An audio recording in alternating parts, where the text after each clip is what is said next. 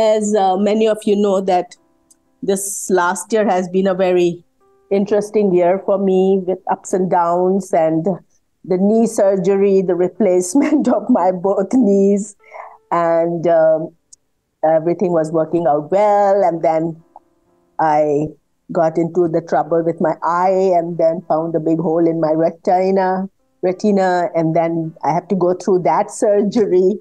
And now I'm fine and fit. So that's wonderful. I'm back to my work. And yeah, so it's nice. After almost a year, I have been traveling. 1 year, I don't know how I stayed at home. I mean, I did travel just in and out of the town, but not out of the town, Bangalore. But this is like a first travel after 1 year. So it's good. Did it well. Today, whole day I was out with Preeti. And yeah, I'm surprised I did it well with my knees. So thank you for praying for my knees and my eyes. Back to work, back to my member care work and doing well with that.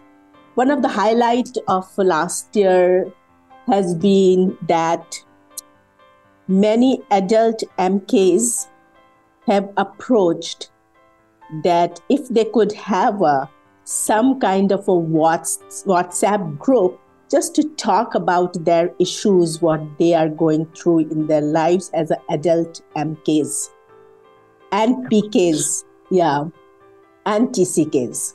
So I hope you all know these terms, PKs, pastors, kids, give the definition. MK, missionary kids. Huh? And PKs, pastors' kids, and TCKs, third culture kids. Yeah, so they approached me knowing that, I work with the member care.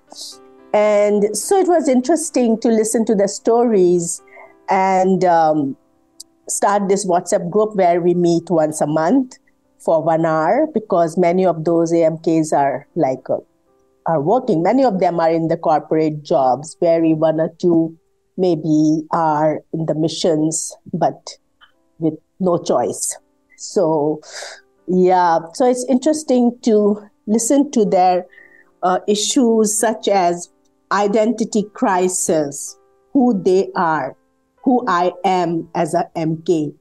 Am I a MK, what my parents has turned me into, or I have been there because of the peer pressures, So a lot of things they talk about and feel that they are being forced into missions without any choices of their own. So many have rebelled against their parents, against the churches, but that doesn't mean that they have backslided. They are still very much into their faith, but they don't like peer pressures. They don't like to be forced, the missions to be forced upon them. They want to live their own life as they want to live, but still in the faith of Christ and still as a follower of Christ. They want.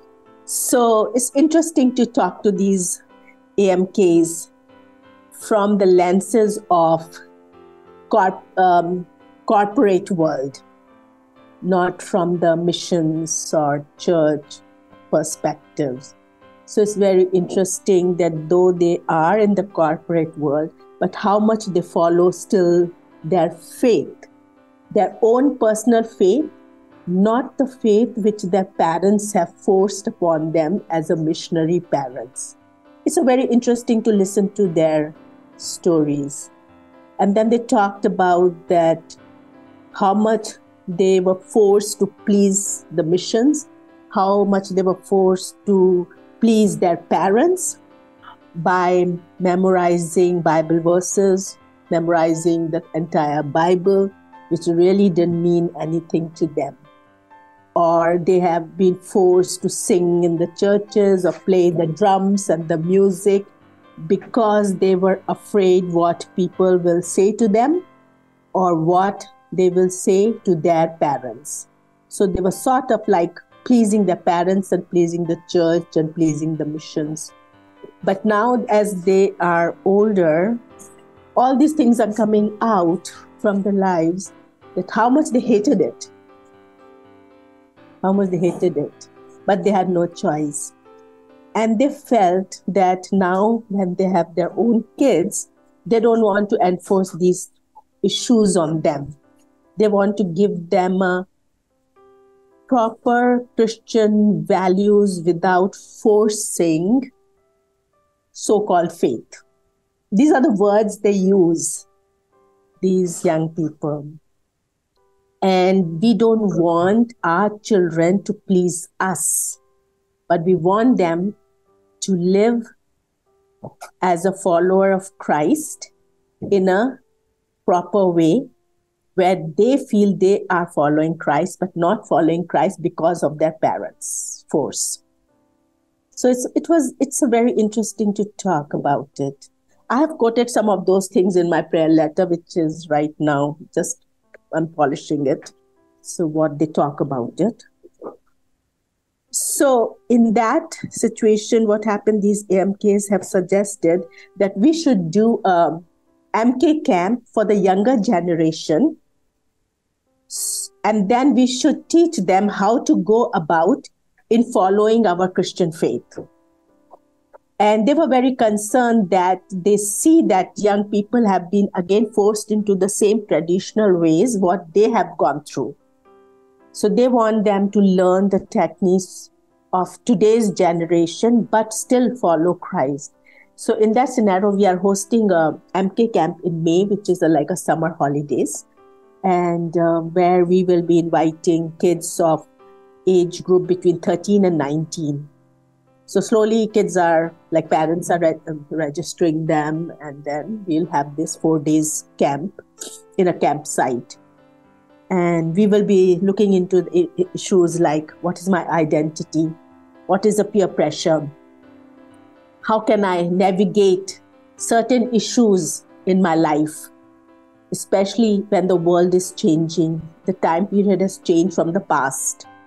When our parents were missionaries, it was a kind of completely different era. And today we live in a different era. So how we can navigate our lives in today's world and then live our Christ-like faith.